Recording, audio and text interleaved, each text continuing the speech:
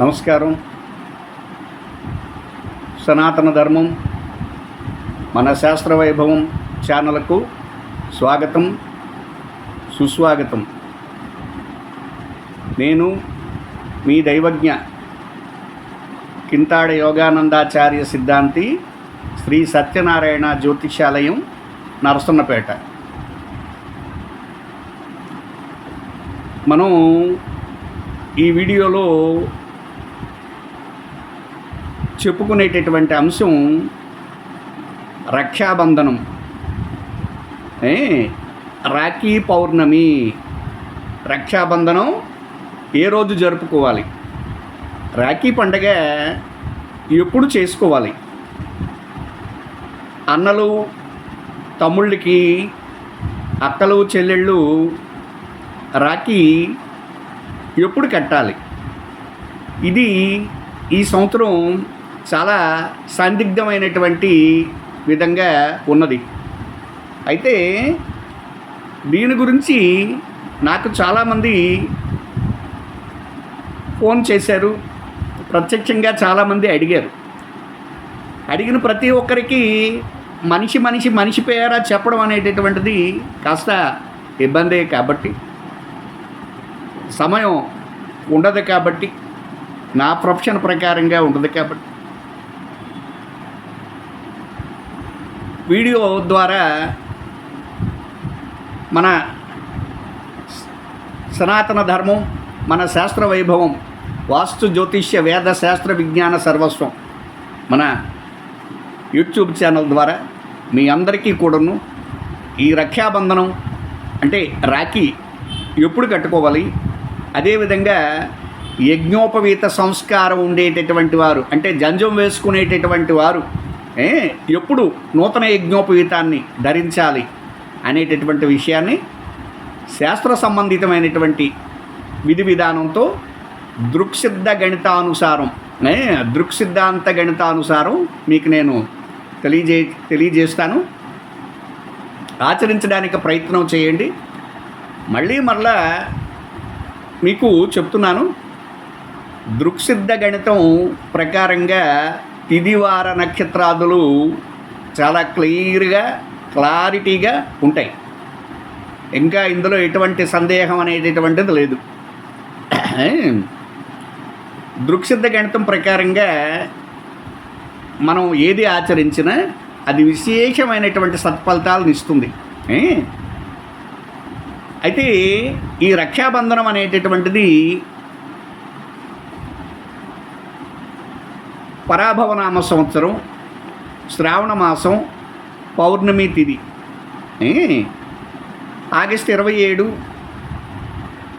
గురువారం ఉదయం 9:08 నుండి, ఆగస్టు 28 శుక్రవారం ఉదయం 9:48 పౌర్ణమి పూర్తవుతుంది.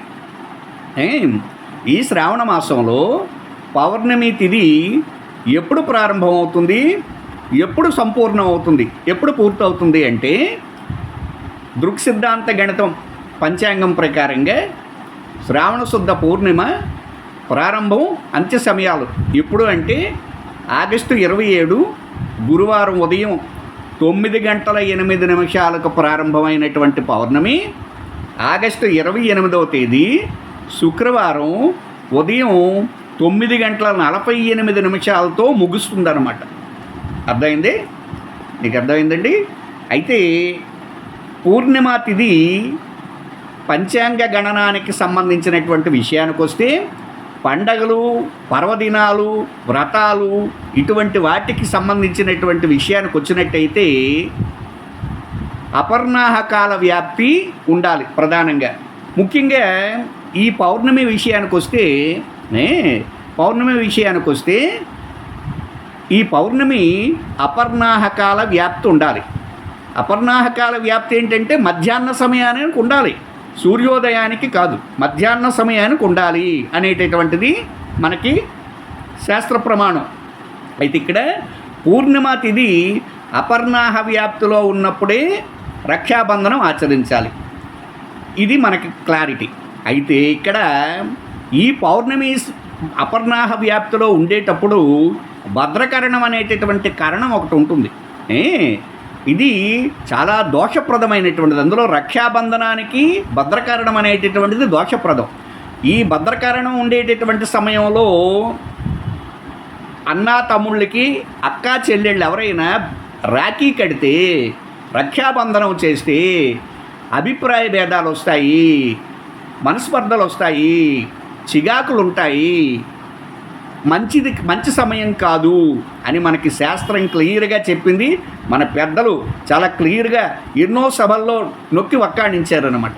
ఇందులో ఎటువంటి సందేహం లేదు. కాబట్టి ఇక్కడ 27వ తేదీ నాడు గురువారం ఉదయం 9 గంటల నుంచే మొదలైంది కదండి పౌర్ణమి. 28వ తేదీ శుక్రవారం 9:48 వరకు ఉంది కదా.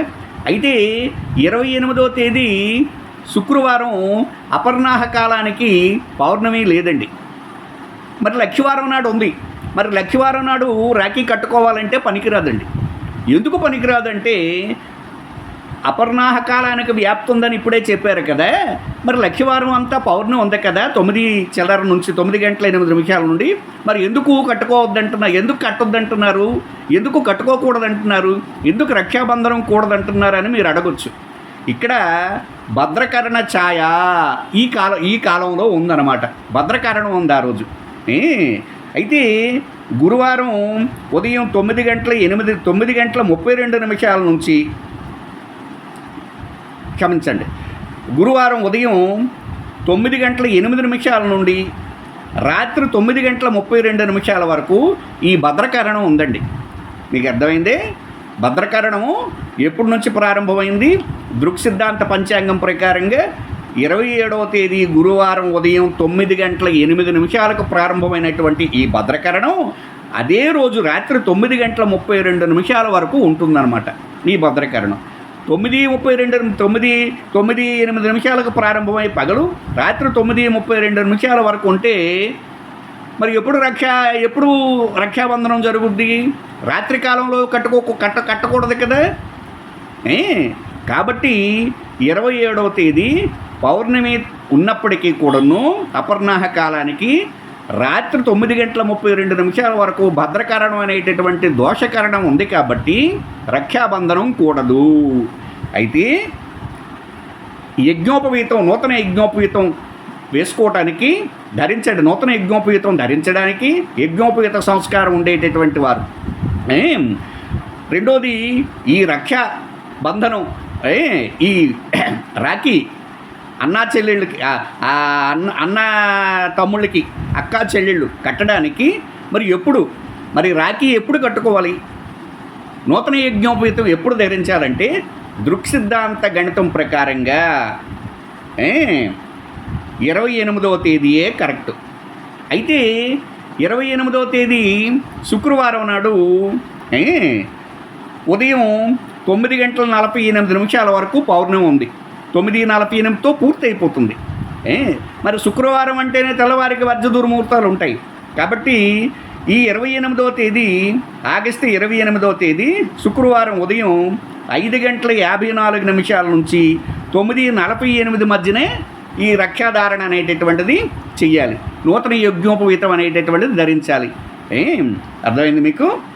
ఆగస్టు 28వ తేదీ శుక్రవారం 5:54 నుండి 9:48 మధ్యనే రక్షాబంధనం ఆచరించుకోవాలి. అయితే శుక్రవారం కదండి, ఇప్పుడు ముందు చెప్పుకున్నట్టుగా వర్జ దుర్ముహూర్తాలు అనేటటువంటి ఉంటాయి. ఇవి స్పర్శించకుండా మరి శుభ సమయం ఎప్పుడు? 28వ తేదీ శుక్రవారం నాడు మరి రక్షాబంధనం ఎప్పుడు చేసుకోవాలి? నూతన యజ్ఞోపవీత ధారణ ఎప్పుడు చేయాలంటే ఇప్పుడు బాగా వినండి.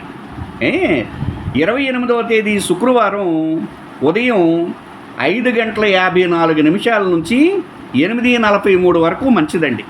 అర్థమైంది మీకు?